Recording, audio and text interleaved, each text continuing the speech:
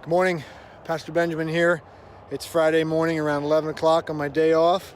I'm out here at Lime Ridge Open Space. It's a beautiful day out here. What I was realizing as I was riding this trail is that this place, God really created beauty for us and really created us to enjoy it. All right, I'm almost halfway up. My tires getting all gunked up. My chain's getting clogged up. You'll see that quite a bit more. So even though I'm trying to enjoy it as much as possible, it's really difficult because I'm dragging residue, right? As I think about confession, I'm made to enjoy God's relationship, made to enjoy other people. But as I do certain activities or certain behaviors or certain thoughts, whatever it might be, like my mind and heart, just like this trail, just like these tires, just kind of starts to build up a lot of residue. All the mud and residue really sabotage my relationship or my experience with the nature, with God. And I think about all of the relationships I'm in, and sometimes I can damage those or they damage me.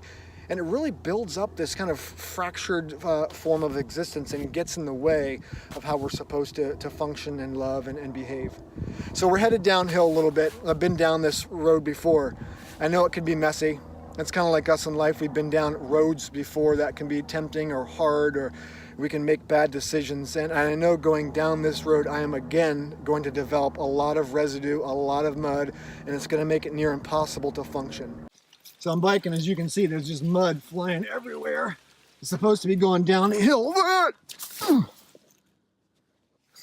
reality is sometimes we go down this hill at 15, 20, 25 miles an hour, and I'm at a dead still because of all the gunk.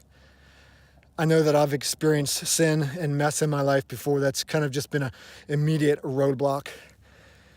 Friends, I don't want that for us. All right, so bad news, this just ain't working. Going downhill, going down the path I feel like I'm designed to go down, supposed to go down, and I got too much gunk in my bike to keep going. I cannot go. I've actually got to go off path. Well, we made it to the bottom. Not exactly what I was hoping for. A day off or Sabbath. I totally needed something different. I was heading down that grassy path, or I should say the grassy mountain, kind of kamikazing it down, and certainly beautiful, but not what I was hoping for. No matter what I seem to do on this journey today to fix my own bike problem, just didn't fix it. Right? No matter how many times I stopped to get the mud off with my own hands, didn't fix it. No matter how many times I tried to take a different path, the same mud just kept sticking to me. So I get down to the bottom and I'm thinking the only thing I actually can do is to get washed off, or to let some other mud, or I should say, let something else take the mud away, because surely what I'm doing ain't working.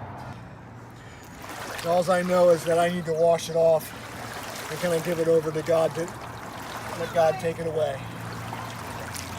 But to think and talk about confession today, my hope is that you'll recognize sort of the mud and gunk in your life, and you'll recognize that we're never going to be able to enjoy the beauty or the love relationship with God and other people unless we admit it, unless we hand it over. Never going to be free of the gunk and the junk unless we admit it. We're sorrowful for it. We got to hand it over to be washed away.